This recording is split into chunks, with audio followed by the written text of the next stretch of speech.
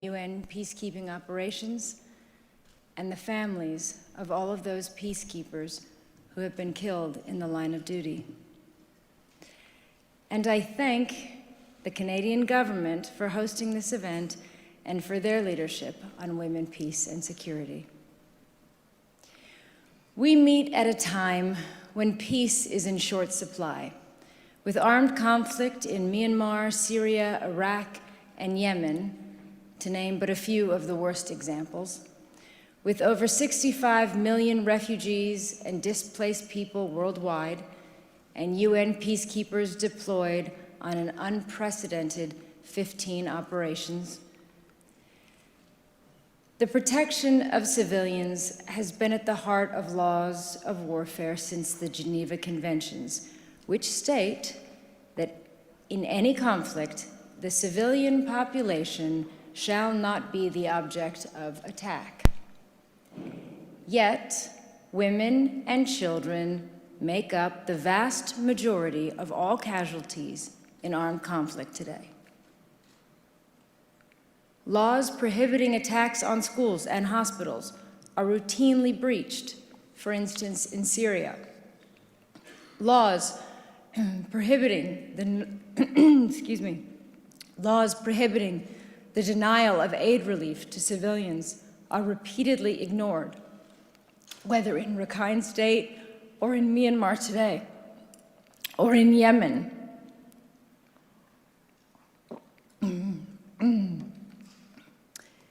In Yemen, where millions of people are facing death from starvation.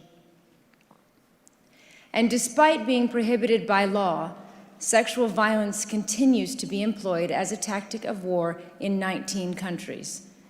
It includes mass rape, gang rape, sexual slavery, and rape as a form of torture, ethnic cleansing, and terrorism.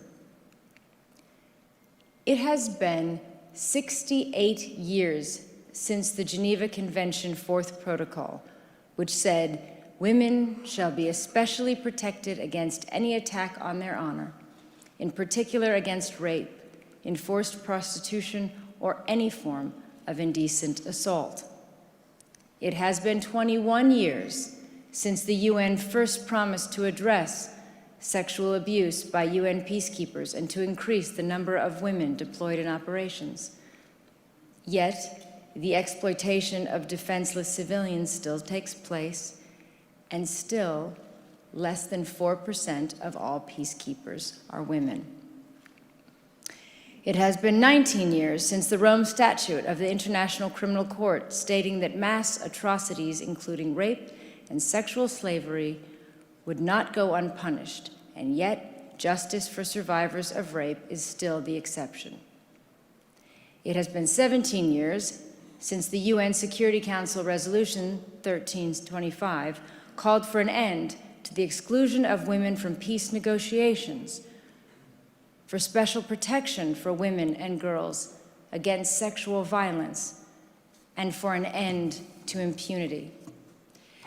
So we have to ask, how is it, after all these years, all these laws, and all these resolutions, and all the horrors endured, women still have to ask for this most basic of all entitlements: the right to a life free from violence? Sexual violence is everywhere. In the industry where I work, in businesses, in universities, in policies, politicians, military across the world. It affects men as well as women. However, it is recognized by the UN as one of the prime reasons why women remain in a subordinate position in relation to men in parts of the world, and as a critical obstacle to achieving women's equality and our full human rights. Ending gender-based violence is therefore a vital issue of social justice in all nations, and confronting its use in its most extreme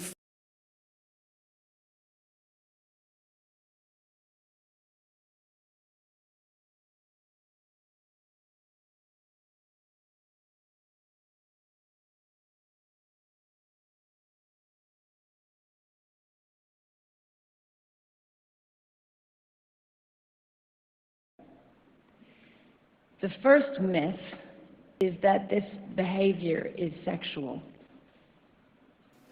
All too often, these kinds of crimes against women are laughed off and depicted as a minor offense by someone who cannot control themselves, as an illness or some kind of exaggerated sexual need. A man who mistreats women is abusive.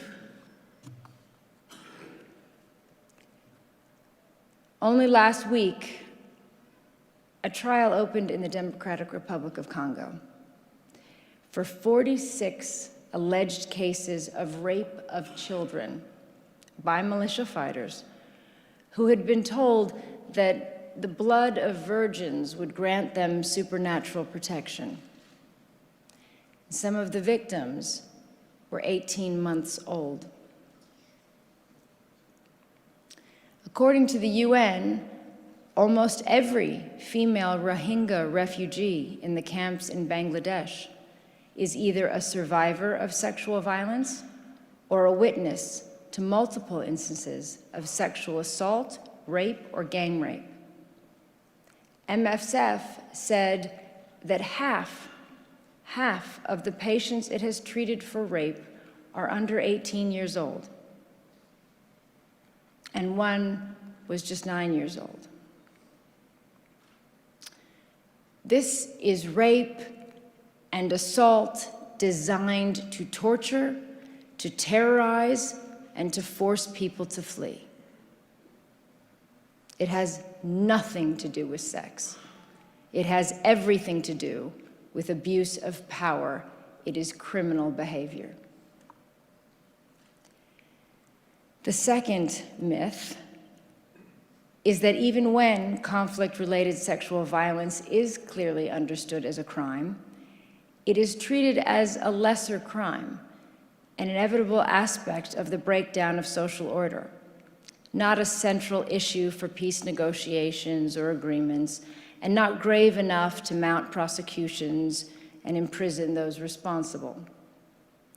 But sexual violence is a weapon used to deliberate effect to achieve military or political objectives. It is cheaper than a bullet. It has long-lasting consequences that unfold with sickening predictability. And that is what makes it so cruelly effective.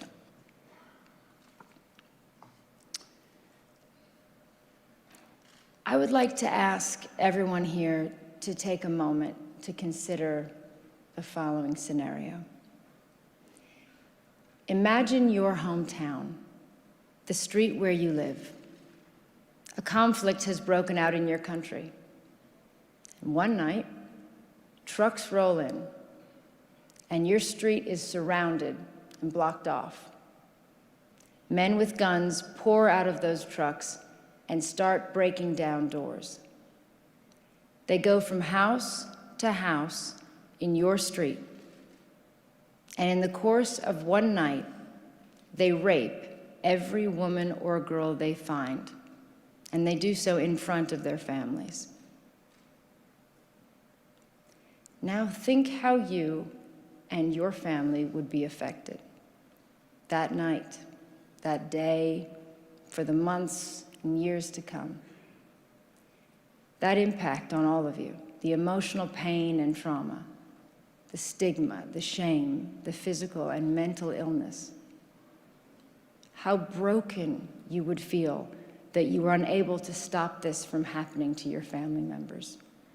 And how bitter you would feel at being told months or years later that you have to move on and forget because there is now a peace agreement and justice for your families is less important. This is the reality for millions of families today. It is happening today, day in, day out, and more often than not, we know about it. It's on our television screens and our newspapers. Why then does nothing really change?